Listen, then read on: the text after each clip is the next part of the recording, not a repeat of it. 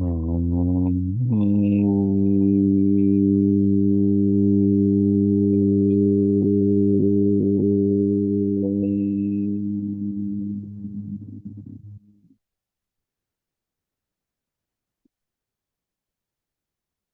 ओ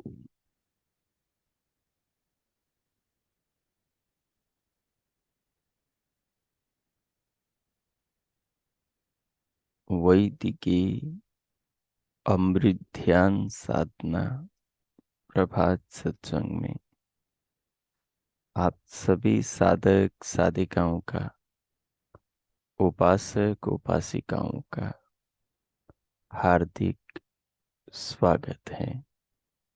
आइए पूर्व की भांति आज के ब्रह्म मुहूर्त में, आज की ब्रह्म वेला में भी हम उन महान प्रभु पार ब्रह्म परमेश्वर के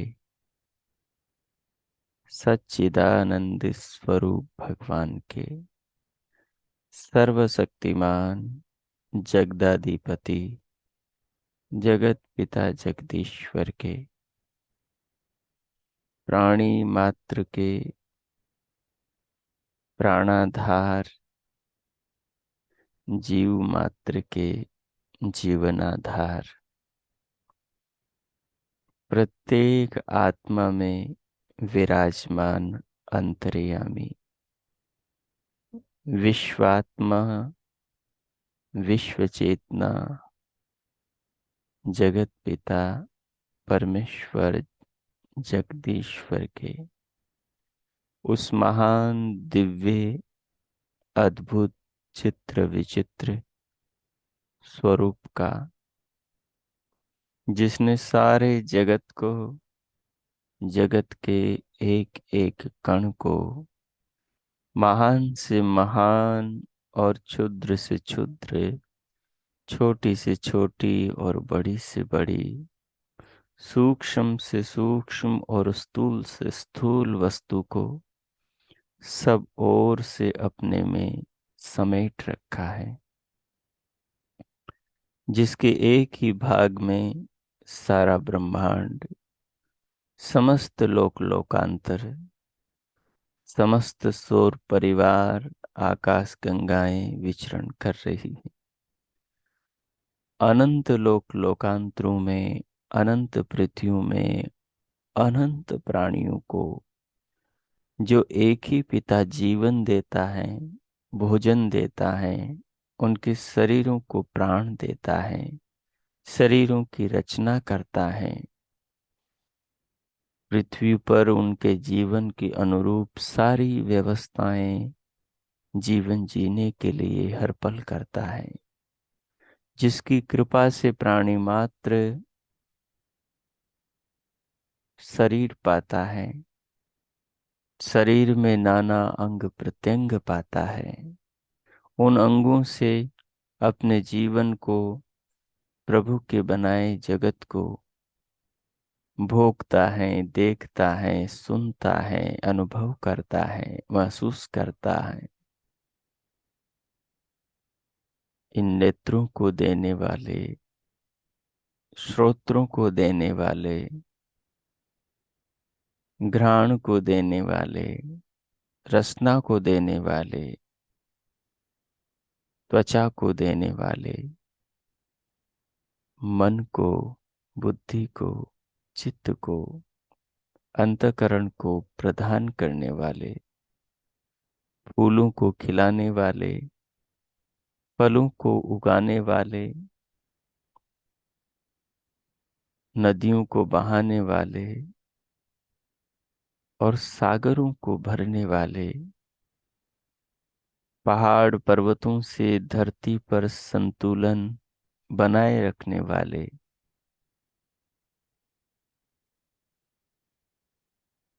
और सूर्य और पृथ्वी की परिक्रमा के द्वारा धरती पर कहीं बर्फ तो कहीं हिमखंडों को पानी बनाकर पिघलाकर धरती पर बहाने वाले, सूर्य रवि रश्मियों के द्वारा लवण युक्त जल को आकाश में मीठा मधुर बनाकर धरती पर बादलों के द्वारा बरसाने वाले, प्राणी मात्र के आत्मा में, उसकी देह के एक एक कण में, एक एक अणु में, शरीर के एक एक कोशिका में सदैव विराजमान रहकर समस्त जगत की व्यवस्थाओं को, समस्त पदार्थों को, पदार्थों के उपादान कारणों को, प्रत्येक परमाणु को धारण करने वाले, अपने संज्ञान में रखने वाले उस महान प्रभु परमात्मा को अपने हृदय में, अपनी आत्मा में, अपने जीवन में, अपने जगत में, अपने शरीर में, इस संसार में, संसार की वस्तुओं में अनुभव करें। जैसे आकाश को, अवकाश को, स्पेस को अनुभव कर रहे हैं, जैसे हवा को, न दिखाई देने वाली बहती हुई बयार को, प्राणों को अनुभव कर रहे हैं, जैसे जीवन को, जीवंतता को, अपने होने को अनुभव कर रहे हैं, वैसे इस पृथ्वी के होने को अनुभव करें, सागर के होने को अनुभव करें, चांद सितारों के होने को अनुभव करें, अपने हाथ पांव के, शरीर के अंगों के होने को अनुभव करें, वैसे ही उस भगवान के भी होने को अनुभव करें।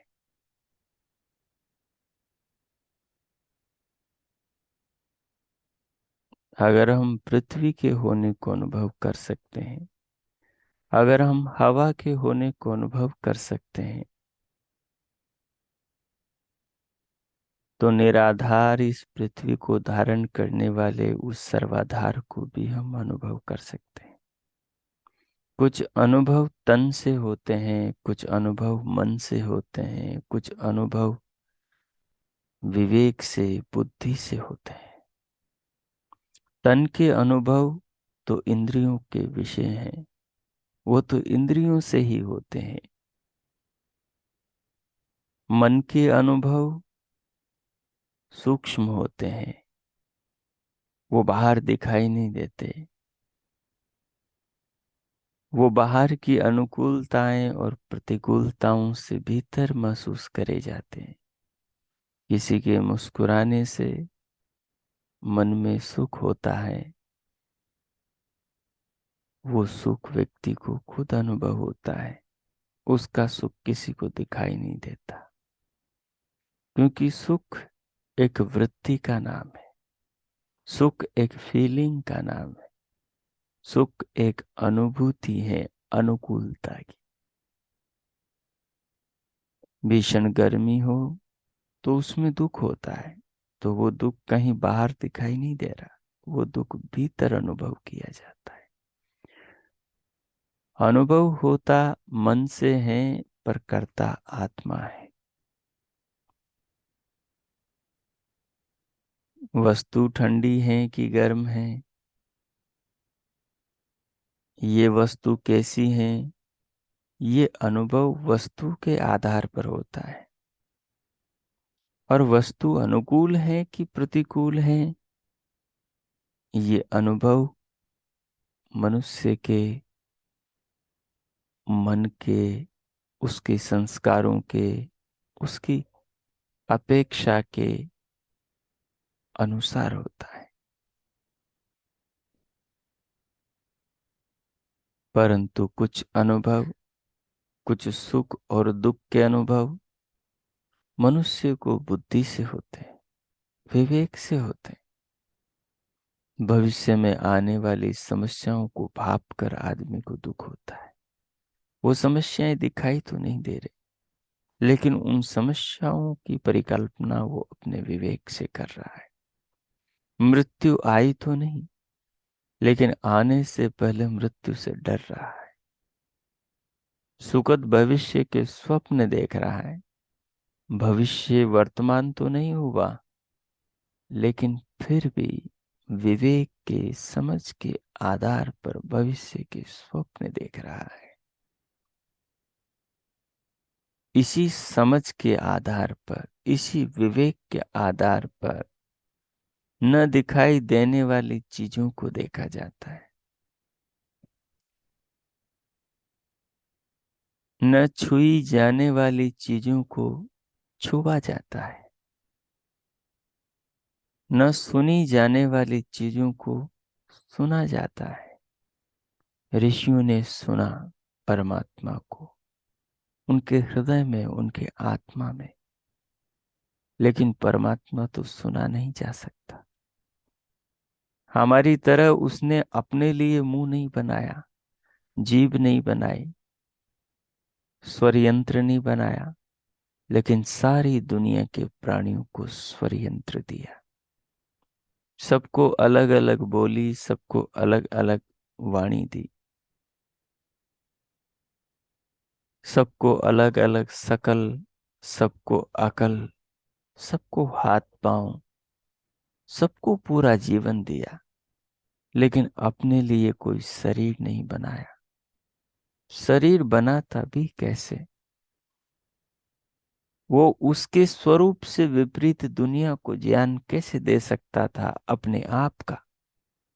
वो है ही निराकार तो स्वयं को साकार, वो है असीम तो स्वयं को एक सीमा में, वो है महान तो स्वयं को एक क्षुद्र जंतु कैसे बना सकता था?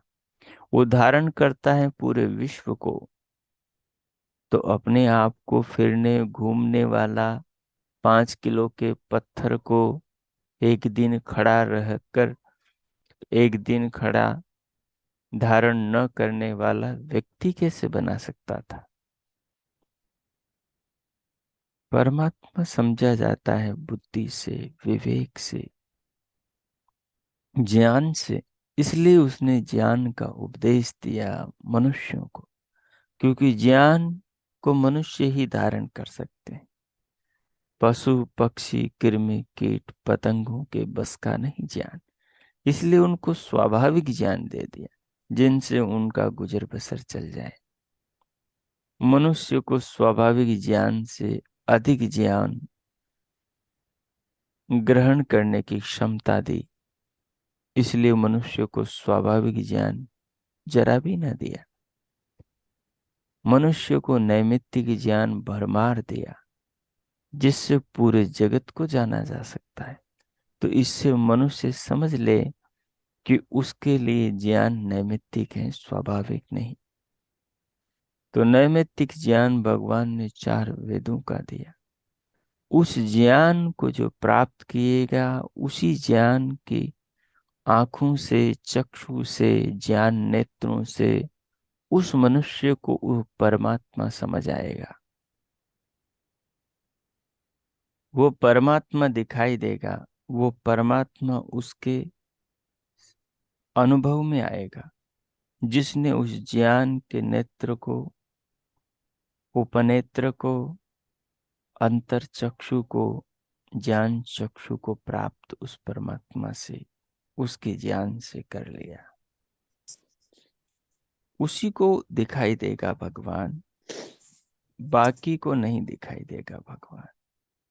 उसी के अनुभव में आएगा भगवान, बाकी के अनुभव में भगवान नहीं आएगा। उस भगवान को हम अनुभव कर सकते हैं, लेकिन बिना विवेक के नहीं, बिना बुद्धि के नहीं, बिना ज्ञान के नहीं। अगर वैज्ञानिकों के पास में ज्ञान नहीं होता तो इतनी सारी खोज, इतने सारे आविष्कार कैसे बना लेते, कैसे कर लेते? अगर आपके पास ज्ञान नहीं होता तो आप कैसे नाना उत्तम कार्यों का संपादन कर पाते, संपादन? तो उसी प्रकार से साधना के क्षेत्र में, जीवन को समझने के क्षेत्र में, जगत के विज्ञान, जगत के रहस्यों को जानने के क्षेत्र में भी ज्ञान की आवश्यकता है। जब मनुष्य का वो ज्ञान विकसित होता है, ज्ञान का विकास होता है निरंतर चिंतन से। भगवान के ज्ञान पर जब व्यक्ति चिंतन करता है तो उसका वही ज्ञान विकसित होता है, बढ़ता है, और बढ़ता हुआ धीरे धीरे असीमता की ओर बढ़ता है। असीमता की ओर बढ़ता बढ़ता इतना बढ़ता है कि अंत में वो साधक ये कह देता है कि इस ज्ञान से जो जगत में मुझे जानना था वो सब मैंने जान लिया, और अब कुछ भी मेरे लिए जानने लायक नहीं।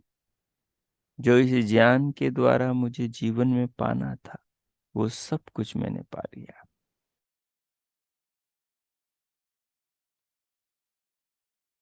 अब और कुछ भी मेरे लिए संसार में प्राप्त करने योग्य नहीं है।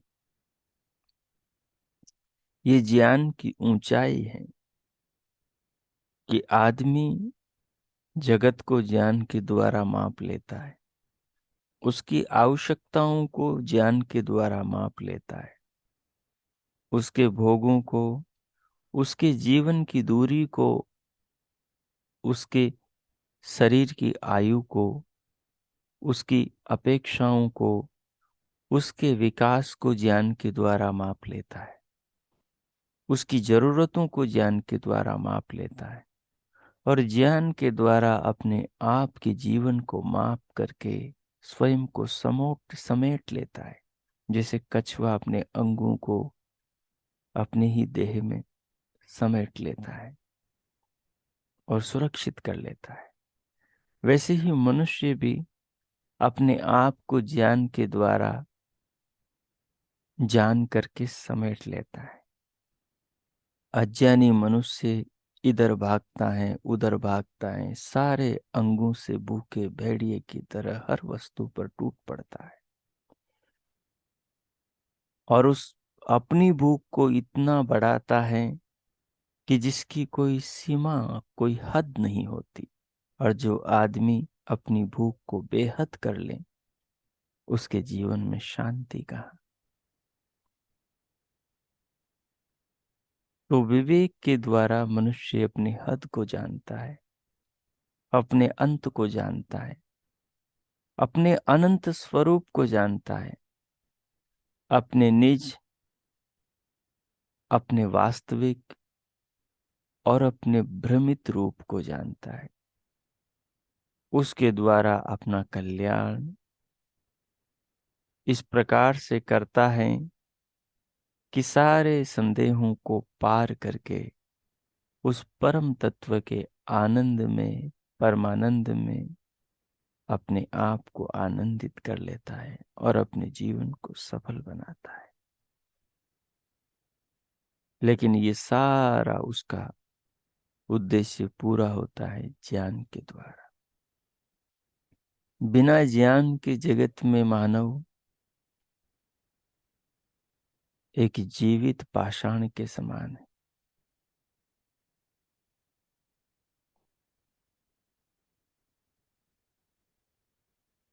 क्योंकि पंचभूतों से ही एक पाषाण बनता है और पंचभूतों से ही मनुष्य का शरीर बनता है। अंतर इतना है कि उस पाषाण में, शिलाखंड पत्थर में प्राण नहीं है, उसमें आत्मा नहीं है, उसके अंदर भगवान ने ऐसी रचना नहीं करी। लेकिन मनुष्य के शरीर में आत्मा है।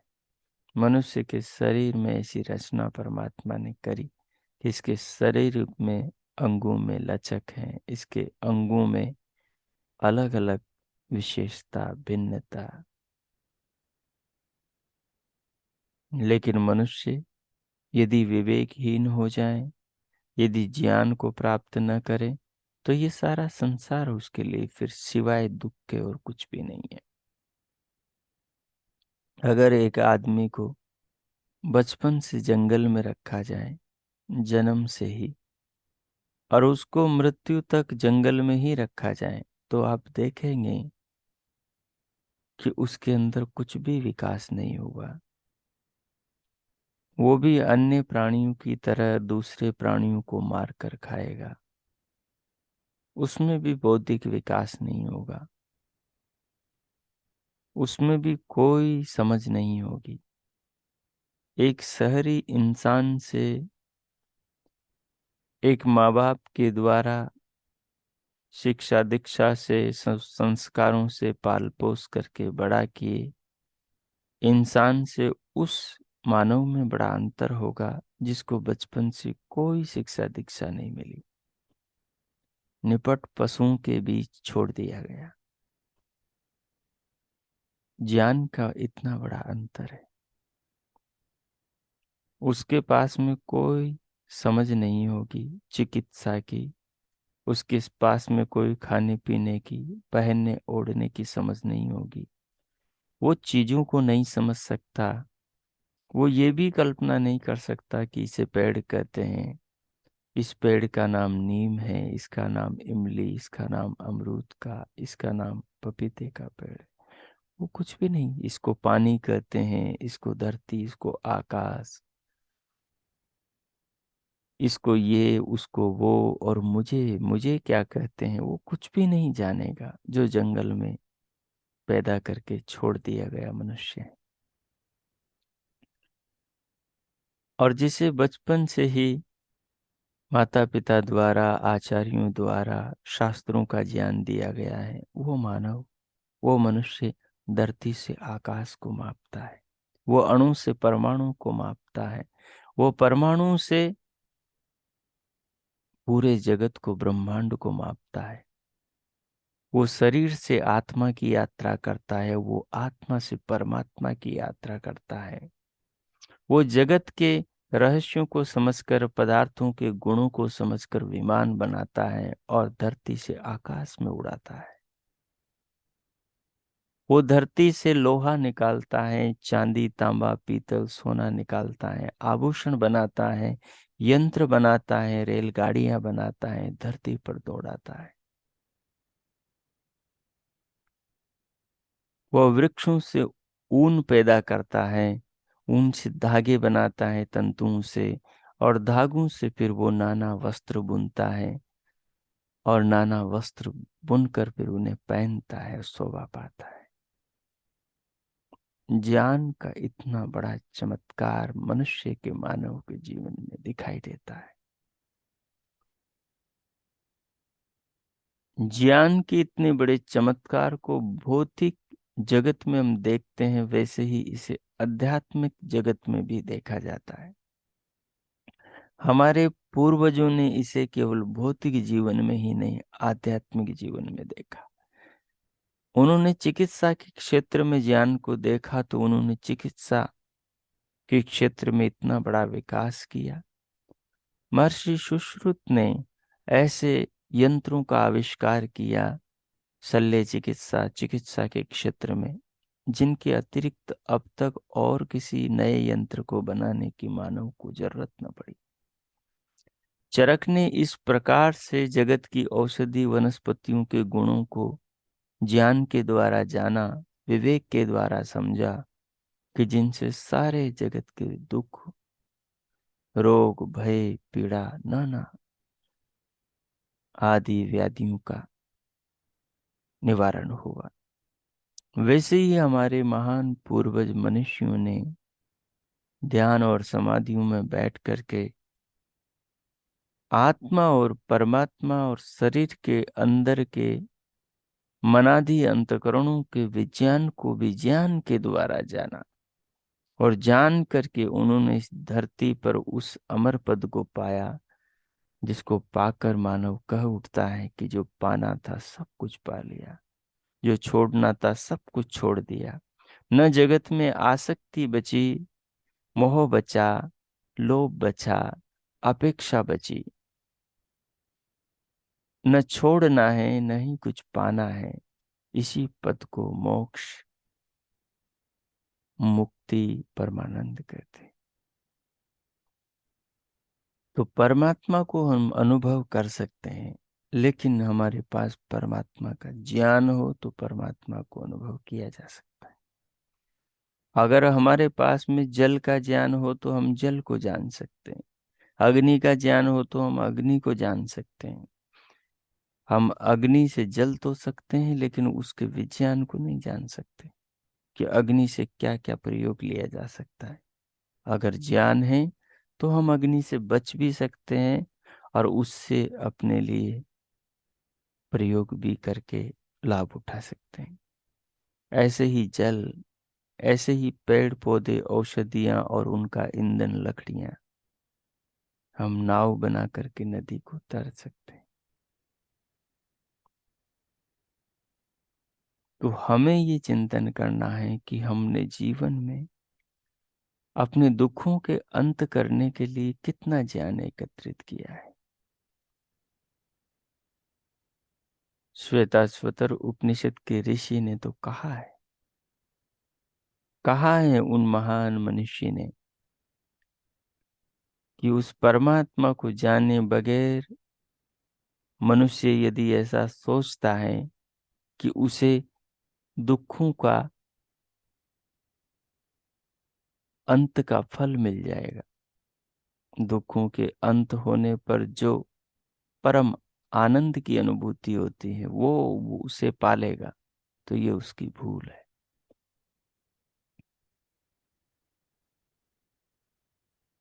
बिना परमात्मा को, जो ज्ञान को और जगत को और जीवन को उत्पन्न करता है, बिना उस परमात्मा को जो संसार में जीवन को उत्पन्न करता है, जगत को बनाता है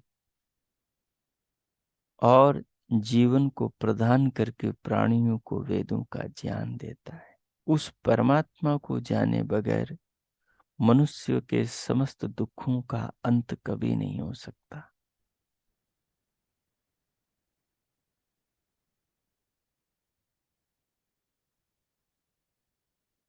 सारे इस आकाश को कोई चमड़े की भांति अपने शरीर पर लपेटने में यदि सक्षम हो सकता है, तो मानो परमात्मा को जाने बगैर हो परमानंद को, दुखों को नष्ट कर सकता है, परमानंद को पा सकता है।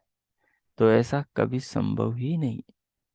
इसलिए हमने ज्ञान की महत्ता को स्वीकार करना चाहिए। जो जो बुद्धि हमारी हमें संकेत करें, हमें उस दिशा में आगे बढ़ना चाहिए।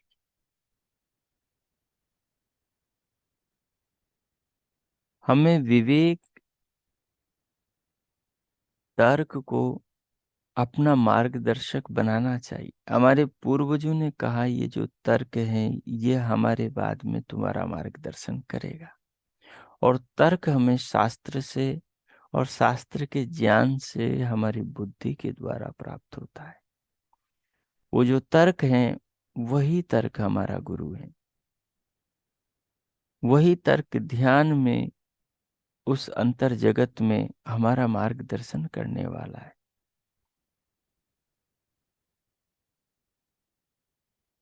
वही तर्क हमें रास्ता बताने वाला है। उस तर्क को हम धारण करें और कल्याण की दिशा में स्वयं को आगे बढ़ाएं। वो तर्क क्या कहता है? कोई भी वस्तु जिसे हम ऊपर उछालते हैं वो दौड़कर हमारी तरफ ही आती। अगर हम हमसे दूर उसको फेंकेंगे तो वो दौड़कर दूर भी धरती की ओर ही गिरेगी, क्योंकि उसे हमने धरती से ही उठाया था। जिस पत्थर को हमने भूमि से उठाया था, उस पत्थर को जब हम दूर फेंकेंगे तो वो भूमि पर ही गिरेगा। दूर गिरेगा लेकिन गिरेगा भूमि पर, सीधा ही न चला जाएगा। अगर वो सीधा जाएगा तो कभी भूमि पे नहीं गिरेगा, क्योंकि भूमि तो गोल है।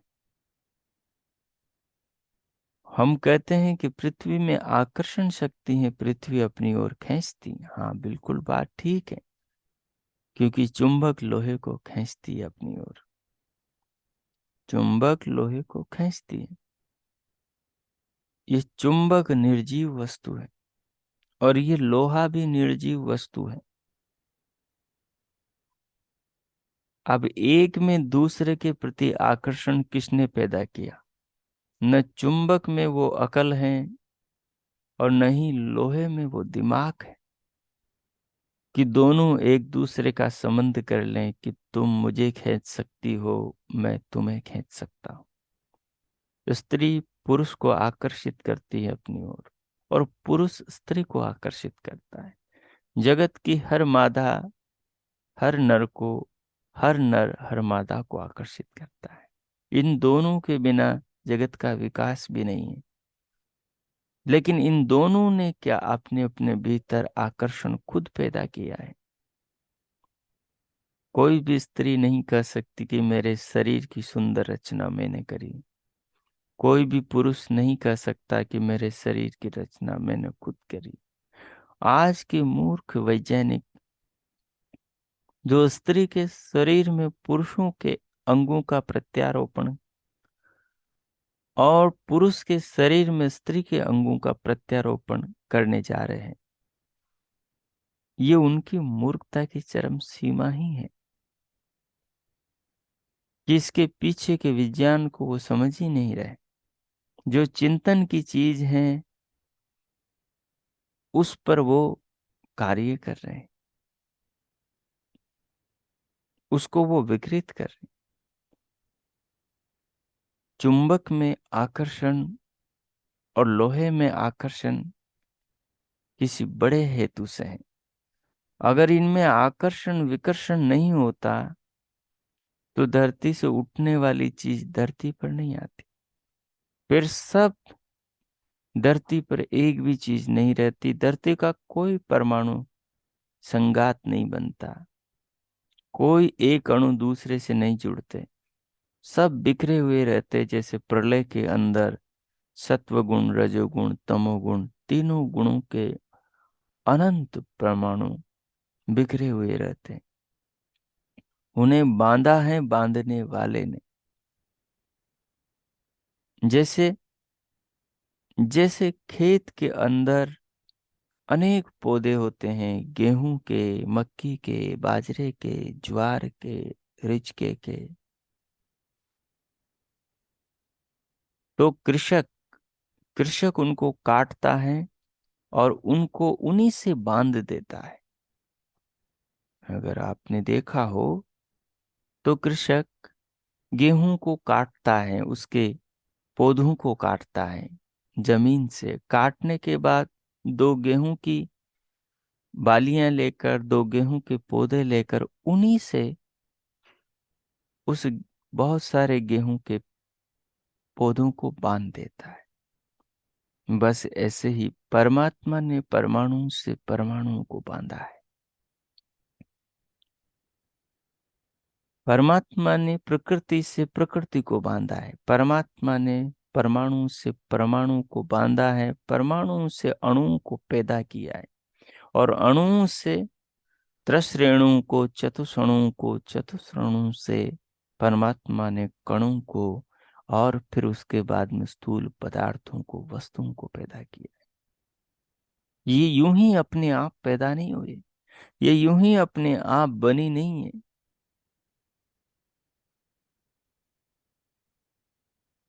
अगर हमारी बुद्धि ठीक दिशा में काम करती, अगर हमने ज्ञान इकट्ठा किया है, क्योंकि बिना ज्ञान के मानव मानव नहीं बन सकता, पशु समान है। ज्ञान के द्वारा ही मनुष्य का विकास होता है, वो मानव बनता है। इसलिए ऋषियों ने कहा मननात् मनुष्य भूत। जो कोई मनन करना सीख जाता है वो मनुष्य बन जाता है, और जो मनन करना नहीं सीखता वो मनुष्य होकर भी पशु के समान रह जाता है। तो जंगल में पैदा हुए उस बच्चे को हम देख सकते हैं, उसमें और पशुओं में कोई अंतर नहीं होगा, क्योंकि वो पशुओं की नकल करेगा। पशुओं का ज्ञान स्वाभाविक है। वो जन्म से ज्ञान के साथ पैदा होते हैं तो वो वैसे ही जीते हैं। लेकिन ये बच्चा बिना ज्ञान के पैदा हुआ तो पशुओं की नकल करेगा। उस समय उसके समझ का निमित्त वही पशुओं का व्यवहार बन जाता है। इसलिए हमें समझदार बनना है। हमने अपनी बुद्धि के पीछे चलना है और अपनी बुद्धि को ईश्वर के ज्ञान के अनुसार बनाना है। तो फिर हम जगत को समझ पाएंगे। तो फिर हम श्वेताश्वतर ऋषि के बताए मार्ग पर जीवन को लेकर चल पाएंगे। ये जो वस्तुओं में आकर्षण विकर्षण है, ये जो पदार्थों के आकार, पदार्थों में भिन्नता है, कि एक ही प्रकृति के परमाणु से बनी अग्नि जलाती है, तो कैसे एक ही प्रकृति के परमाणु से बना जल शीतल होता है, आग को बुझाता है? तो कैसे एक ही प्रकृति के परमाणु से बने पेड़ पौधों का ईंधन लकड़ियां जलती है? कैसे एक ही प्रकृति के परमाणु से बनी ये पृथ्वी, ईंट पत्थर रोड़ी बजरी, इन्हें खाया पिया नहीं जा सकता, लेकिन इसी मिट्टी के एक तरसले में बोए हुए बीजों से पौधे उगते हैं और उन पौधों के फल फूल आते हैं और उनको खाकर आदमी जीवन जीता है। उनसे शरीर में रस रक्त मांस मज्जा अस्थि मेद शुक्र शोणित बनता है, जिससे मनुष्य की देह बनती। ये कमाल है। सोचेंगे तो ज्ञान बढ़ेगा, चिंतन करेंगे वेद की बातों पर तो विवेकशील बनेंगे। ज्यों ज्यों विवेक बढ़ता जाएगा त्यों त्यों परमात्मा समझ में आता चला जाएगा। घर बनाता है, आदमी बनाता है, बुद्धि के बल पर बनाता है। आपके पास में पैसा है, रोड़ी बजरी ईंट पत्थर सब हैं, इकट्ठा कर सकते हो, लेकिन मकान नहीं बना सकते। दुकान पर मकान बनाने के करनी, हथौड़ी, बशोला, साउल सब मिल जाएंगे। ईंट पत्थर रोड़ी बजरी सब इकट्ठा कर लो, सीमेंट सब आ गए, मसाला खुद बना लो, लेकिन मकान नहीं बना पाओगे, क्योंकि उसके लिए मकान बनाने की बुद्धि चाहिए। वो धीरे धीरे आदमी ने चिंतन करके विकसित करी। ऐसे ही परमात्मा को जानने की बुद्धि विकसित करनी पड़ती है। वो अपने आप विकसित नहीं होती। अगर आप सोचो कि ऐसा कोई जादू कोई मनुष्य आप पर कर दे, या आपके गुरु कर दे, आचार्य कर दे, मैं कर दूं, तो ये संभव नहीं। ये जादू परमात्मा भी नहीं कर सकते, क्योंकि मनुष्य को भगवान ने निमित्त ज्ञान वाला बनाया और उसको ज्ञान दे दिया, और उसके भरोसे ये काम छोड़ दिया कि ज्ञान तो मैंने तुझे पूरे जगत का दे दिया वेदों में, अब तुझे वहां से उस ज्ञान को ग्रहण करने का परिश्रम खुद करना है और उसको चिंतन करके अपना विकास करना है, पूरी दुनिया को माप लेना है। अणु से महत तक के पदार्थों को, कण से पहाड़ पर्वतों तक के, धरती से आकाश तक के ब्रह्मांड को माप लेना है तुझे। लेकिन ये काम चिंतन का तुझे करना है। जब हम चिंतन के जगत में उतरेंगे तो सारा जगत हमारे आजू बाजू झिलमिल सितारों सा चमकने लगेगा। ऐसे दिव्य लोक में प्रवेश होगा, दूसरे लोगों को दिखाई नहीं देगा, लेकिन खुद को उसका दिव्य अनुभव होगा। आप चलोगे तो ऐसा लगेगा जैसे कोई ब्रह्मांड पर चल रहे हो, जैसे कोई पूरी पृथ्वी पर चल रहे हो, जैसे कोई सूर्य पर चल रहे हो, जैसे कोई जल के ऊपर तैर रहे हो, जैसे कोई अग्नि के अंदर बिन जले पार हो रहे हो। लेकिन वो विवेक चाहिए जो आपको देह से पृथक अपनी चेतना की अनुभूति करा दे, जो आपको अपने उस दिव्य स्वरूप का बोध करा दे, जो संसार की समस्त वस्तुओं के पार अपने अस्तित्व की अनुभूति से आपको आप्लावित परिपूर्ण कर दे। सुना है कि कृष्ण बचपन में मिट्टी खा रहे थे और उनकी माँ ने रोका और मुंह में देखा कि तुम मिट्टी निकालो मुंह से, जैसे आज की माताएं और गांव के बच्चे मिट्टी खाते ही हैं बचपन में, तो उनके मुंह से मिट्टी उंगली से निकालती है, इधर उधर चिपक जाती है। और मिट्टी में बच्चों को स्वाद आता है, क्योंकि सारी शक्तियां मिट्टी में है। कई बच्चे मिट्टी खाकर पेट बढ़ा लेते हैं, तो माताएं उनकी मिट्टी निकालती। तो वसुदा ने भी, माता वसुदा ने भी बच्चे कृष्ण की मुंह से मिट्टी निकालनी चाहिए, तो देखा तो पूरा ब्रह्मांड दिखाई दे दिया। अभिप्राय है कृष्ण का बचपन का चिंतन भी इतना ऊंचा था कि उसकी बातों में ही ब्रह्मांड नजर आने लगता था। ये व्यक्ति के पिछले जन्मों के संस्कारों का फल है कि बचपन में 2 साल का 3 साल का हुआ और ढोलक बजाने लगा है। 20 साल के आदमी को महीनों में भी ढोलक की ताल समझ नहीं आती, तबले की ताल समझ में नहीं आती, बांसुरी बजाने का रिदम समझ में नहीं आता, हारमोनियम 6 महीने तक पच जाने के बाद में भी आदमी को बजाना नहीं आता। वही बच्चा 3 साल 4 साल में ऐसा बजाता है। बड़े बड़े धुरंधर लय मिलाने में और सरगम को सीखने के अंदर सालों बिता देते हैं। कई बच्चे दिनों के अंदर उस पाठ को बिना पढ़े ही इस प्रकार से सुनाते हैं, दिग्गज स्तब्ध रह जाते हैं। 4 साल 5 साल 6 साल के बच्चे, ये सब संस्कारों की परिपाटी, सब पीछे जन्मों में सीखा हुआ, अंतकरण में छापा हुआ, आलंबन मिलते ही दूसरे जन्म में, मनुष्य जन्म में सब बाहर आने लगता है। कृष्ण ने भी पिछले जन्मों में ऐसा ही कुछ अद्भुत पाठ पढ़े थे। स्वामी दयानंद ने भी पिछले जन्मों में ऐसे ही कुछ पाठ पढ़े थे। गुरु विरजानंद दंडी ने भी पिछले जन्मों में ऐसे ही कुछ पाठ पढ़े थे। स्वामी श्रद्धानंद सरस्वती ने भी पिछले जन्मों में ऐसे ही कोई पाठ पढ़े थे कि बस आलंबन मिले और दिशा पर चल पड़े। घर में घटी मृत्यु की घटना और रास्ता बदल लिया कि कहीं मैं भी न मर जाऊं, खोज लूं उससे पहले कि सत्य क्या है। हम भी रास्ते पर चल रहे हैं, लेकिन शायद हमारे पिछले जन्मों के संस्कार बड़े कमजोर हैं। ज्ञान के बिना मनुष्य के जीवन का विकास नहीं हो सकता। परमात्मा को जानना है तो चिंतन करना ही पड़ेगा। परमात्मा तो कण कण में समाया है, लेकिन अनुभूति तभी होगी जब कण कण में समाये उसके स्वरूप का गहन चिंतन होगा, गहन मनन होगा। क्योंकि तर्क ही आपका मार्गदर्शन करेगा। अध्यात्म का उजाला लालटेन तर्क है। अगर ये तर्क आपकी बुद्धि के हाथ में है, तो आपकी आत्मा को उसके प्रकाश में दिनों दिन आगे बढ़ाता ले जाएगा। जिस रीति से ये चिंतन मैंने आपके सामने रखा, अब इस पर अगले 5 मिनट तक आप विचार करें।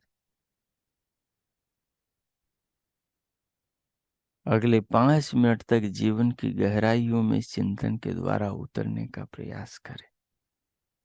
अगर आप दिन में चिंतन नहीं करते, अगर आप ध्यान और उपासना के नाम पर घंटे भर बैठ के उठ जाते हो, तो समझ लेना ये जीवन व्यर्थ जाएगा।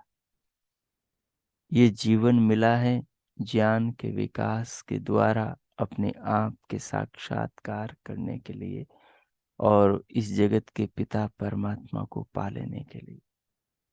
ये स्वप्न, ये जीवन का उद्देश्य परमात्मा की कृपा का फल हमें नहीं मिलेगा।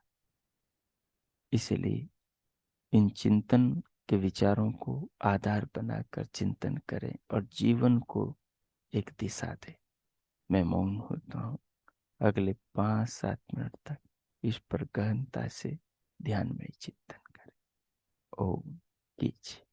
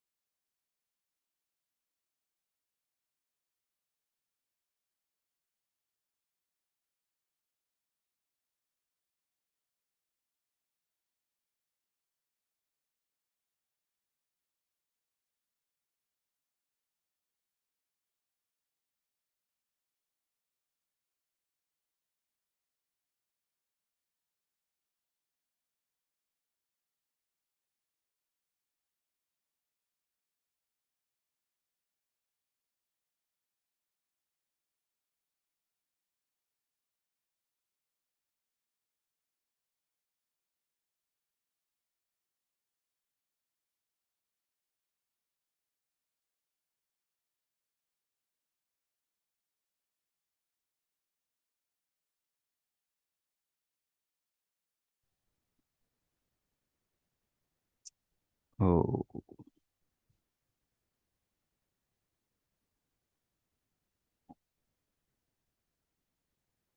ओ इस प्रकार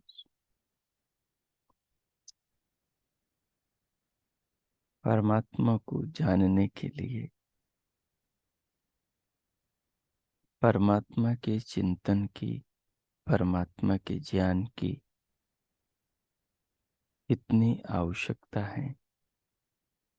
इस पर विचार करना, इस पर ध्यान करना, इस पर स्वाध्याय करना और इस पर जीवन को लगाना, ये मनुष्य का कर्तव्य कर्म है। इसकी मनुष्य को आवश्यकता है परमात्मा को जानने के लिए, परमात्मा को समझने के लिए, उनको अपने अनुभव में लाने के लिए। मनुष्य नैमित्तिक ज्ञान से आगे बढ़ता है। परमात्मा का वो ज्ञान मनुष्य को ही ज्ञान संपन्न बनाने के लिए, तो हम परमात्मा के दिए ज्ञान को, जिसको हमारे पूर्वजों ने, ऋषियों ने जीवन में धारण किया, अपने शास्त्रों में बताया, जिसे हम पढ़ते हैं, उस ज्ञान को धारण कर हम उस पर चिंतन करें। जब हम चिंतन करेंगे तो हमारी बुद्धि का विकास होगा, और बुद्धि के विकास के प्रकाश में ही हमें परमात्मा का अनुभव, परमात्मा का ज्ञान होगा, जीवन समझ में आएगा, जीवन सफल होगा। इस प्रकार आत्मज्ञान को, जीवन को सफल बनाने वाले प्रयोग को करते हुए अब हम शांति पाठ करेंगे। भगवान के प्रति अपने हृदय में कृतज्ञता, धन्यवाद, भक्ति का भाव बनाए। ये जीवन उन्हीं की कृपा है, ये संसार उन्हीं की कृपा है, और वेदों का ज्ञान जिससे मनुष्य मनुष्य बनता है, वो भी उन्हीं की कृपा है। भगवान के प्रति आस्था, आदर, श्रद्धा का भाव हृदय में, आत्मा में रखते हुए अब शांति पाठ करें। ओम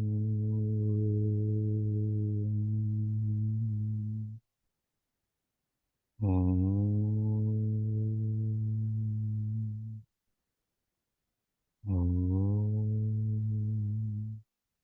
शांति शांति शांति। ओ आज का आप सबका दिन शुभ हो, मंगलमय हो।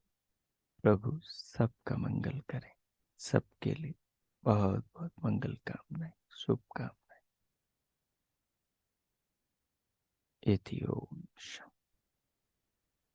अब स्वयं को भीतर से बाहर लाने के लिए पूरे शरीर को अनुभव करें। भगवान में मन लगाए रखें, जीवन के उद्देश्य के प्रति भावनाएं बनाए रखें।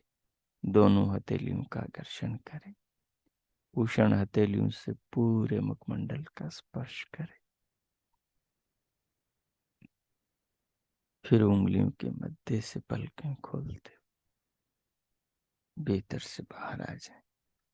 और अब किन्हीं को कुछ पूछना हो, कोई जिज्ञासा हो, बात समझ नहीं आई हो, तो पूछ सकते हैं। स्वागत।